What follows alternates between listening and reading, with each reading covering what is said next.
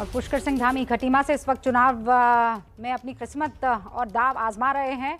मेरी सहयोगी मनोज्ञा लोईवाल ने उनसे बातचीत की है, सुनिए क्या कह रहे हैं। आज बड़ा दिन है। बतौर मुख्यमंत्री पुष्कर धामी आज पहली बार मतदान देंगे। कितना बड़ा दिन है, क्योंकि बतौर मुख्यमंत्री पहला मतदान आपके लिए और बड़ी चुनौती। नहीं, बड़ा दिन है। मैं उत्तराखंड की देवतुल्य जनता को नमन करता हूँ। भगवान की कृपा से आज मैं मुख्य सेवक के रूप में अपना वोट करूँगा और पूरी उत्तराखंड की देवतुल्य जनता से भी मैं आह्वान करता हूँ कि सभी लोग आज मतदान करने के लिए आगे आएँ और अच्छी सरकार बनाएं, ऐसी सरकार बनाएं जो विकास करे, जो हमारे देश के यशस्वी प्रधानमंत्री जिन्होंने आज पूरी दुनिया के अंदर विकास का एक मॉडल खड़ा किया है, एक कार्य संस्कृति खड़ी करी है, उसको आगे बढ़ाने के लिए, उनके हाथों को भी मजबूत करने के लिए और उत्तराखंड को आगे बढ़ाने के लिए सभी मतदान करें और अच्छी सरकार बनाएं। युवा नेतृत्व, युवा प्रदेश, 20 साल का ये प्रदेश है और आप इस बार सबसे यंगेस्ट मुख्यमंत्रियों में से एक रहेंगे। क्या युवा ही इस बार हैं या फिर महिला वोटर को भी? नहीं, महिलाओं का भी पूरा आशीर्वाद है और मैं पूरे उत्तराखंड के अंदर गया हूँ। मातृशक्ति का लगातार हमें आशीर्वाद मिला है और मैंने देखा है कि हर कार्यक्रम में, चाहे छोटा हो बड़ा हो, मातृशक्ति बहुत बड़ी संख्या में आई हैं। उनका पूरा आशीर्वाद है। उन्होंने, माताओं बहनों ने अपने आंचल की छाँव से हमें हमेशा आशीर्वाद दिया है। हरीश रावत इस बार मैदान में है। वो कह रहे हैं कि आपकी सरकार ने काम कम किया है, उनके काम का उद्घाटन ज़्यादा किया है। नहीं, कांग्रेस के समय में केवल उद्घाटन होते थे, हमारे समय में उद्घाटन भी होते हैं और लोकार्पण भी होते हैं। अगर विकास बहुत किया है तो यूनिफॉर्म सिविल कोड को मैदान में उतारने की क्या ज़रूरत है? यूनिफॉर्म सिविल कोड उत्तराखंड के लिए बहुत ज़रूरी है और आने वाले समय में उत्तराखंड से वो पूरे देश के लोग उसको एक उदाहरण के रूप में अपनाएंगे और गोवा ने भी उसको माना है, गोवा ने भी उसे अपनाया है। और हमारा राज्य चूँकि दो पड़ोसी जो है विदेशी राज्यों से, विदेशों राष्ट्रों से घिरा हुआ है, एक सैनिक बाहुल्य प्रदेश है, ये देवभूमि है। देवभूमि की संस्कृति, देवभूमि का अध्यात्म सब बचा रहना चाहिए, इसलिए सभी के लिए एक समान कानून होना चाहिए। वैसे मैं बता दूं, उत्तर प्रदेश में ही अलग अलग टर्मिनोलॉजी की एंट्री नहीं हुई है, यहाँ उत्तराखंड में भी हो गई है। हरीश रावत ने, अमित शाह ने एक बयान दिया था, हालांकि उसमें उन्होंने उस लफ्ज़ का इस्तेमाल नहीं किया था। एक कहावत कही थी कि घर के ना घाट के, और उसके बाद हरीश रावत जो है वो जमकर उस अटैकिंग मोड में आ गए थे कि हाँ, मैं चौकीदार हूँ, मैं उत्तराखंड का कुत्ता हूँ और मैं वफादार भी हूँ और शेर की तरह झपटता भी हूँ। इन तमाम चीज़ों में उत्तराखंड की लड़ाई जो है वो साफ तौर पर शब्दों के इर्द गिर्द जो है घूमती हुई नजर आ रही थी। और न सिर्फ उत्तराखंड, आप उत्तर प्रदेश में भी देख लीजिए। अभी कुछ देर पहले योगी आदित्यनाथ आए और उन्होंने गजवाए हिंद का जिक्र किया, हिजाब पर उनसे सवाल पूछा गया। अंबर जैदी मेरे साथ जुड़ चुकी है, जो कि इन मुद्दों पर खुलकर प्रखर रूप से अपनी बातें रखती है। तो अंबर, मुसलमानों में क्या दो अलग अलग धाराएं होंगी? एक वो महिला वोटर्स जिनका जिक्र प्रधानमंत्री नरेंद्र मोदी कर रहे थे कि ट्रिपल तलाक से, उन बेड़ियों से उनको आज़ाद करवाया, और दूसरी तरफ वो तमाम लोग जो कह रहे हैं कि अब हिजाब में भी देखिए एक दिन जो है औरत हिंदुस्तान की प्रधानमंत्री बनते हुए नजर आएगी, बुर्के में निकलिए, तादाद में वोट कीजिए। बिल्कुल, देखिए रुबिका, आपने बिल्कुल सही कहा है कि ये दो धाराओं में महिलाओं को बांटने की कोशिश की गई है। जिस तरह से हमने देखा है कि पिछले कुछ सालों में मुस्लिम महिलाओं के उत्थान और विकास को लेकर काम किया गया है, उनको वापस धकेलने की ये पूरी साजिश है हिजाब और बुर्के के नाम पर।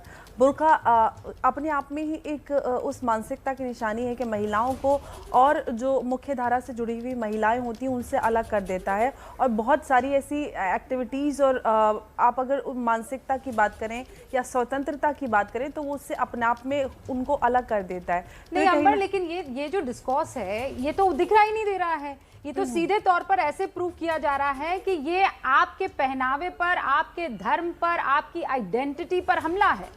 बिल्कुल, इसको मैं वही बात कह रही हूँ कि इसको उन महिलाओं पे, इस मानसिकता को स्वीकृति दिलाने की कोशिश की जा रही है कि भारत की जो मुस्लिम महिलाएं हैं वो इस बात को एक्सेप्ट कर जाएं, क्योंकि बहुत सारी ऐसी महिलाएं हैं जैसे मैं हूँ, आप हैं, और बहुत सारी ऐसी मुस्लिम महिलाएं हैं जो आज़ाद देश में अपनी स्वतंत्रता के साथ रहना जीना चाहते हैं, लेकिन धर्म के साथ जो एसेंशियल प्रैक्टिस के साथ जोड़ के इसको दिखाने की कोशिश की जा रही है। ये पॉइंट मुझे अभय जी से अब ये सवाल पूछने पर, महिलाएं बुर्का नहीं ओढ़ती हैं, ये मान के चलिए आप। तो फिरोज साहब मुझे ये बताइए कि महिलाएं एक परिवार के तौर पर जाकर वोट डालेंगी कि परिवार क्या सोचता है, या फिर एक अपनी इंडिपेंडेंट आइडेंटिटी के साथ जाकर वोट डालेंगी? ये बहुत महत्वपूर्ण सवाल है। हाँ, रूबिका साहिबा, बहुत ही आपने अच्छा सवाल किया।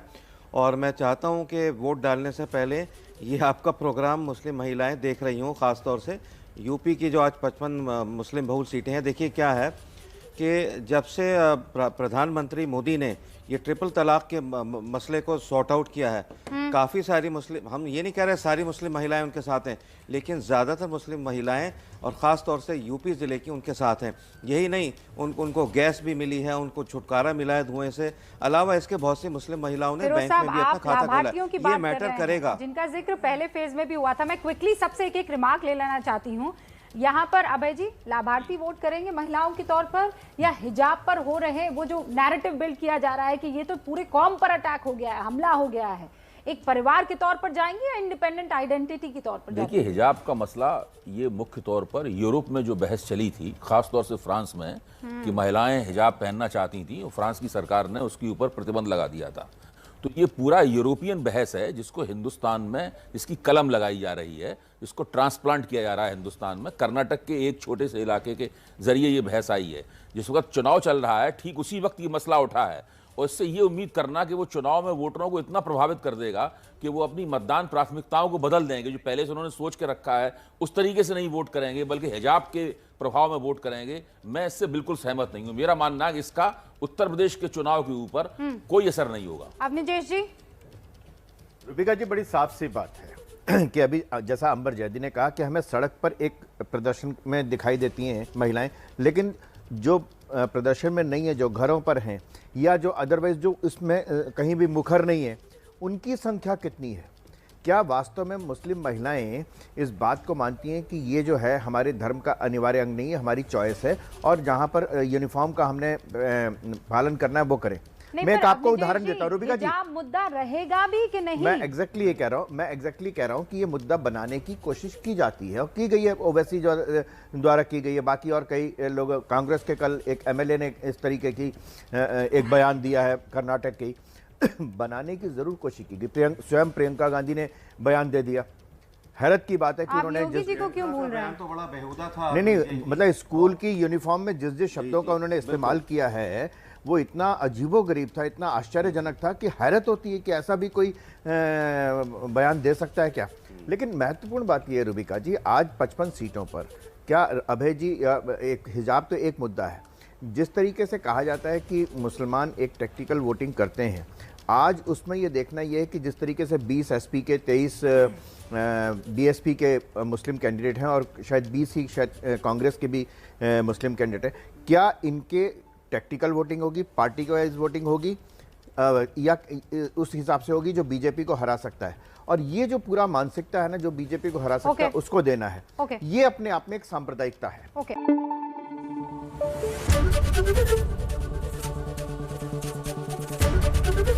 एबीपी न्यूज आपको रखे आगे।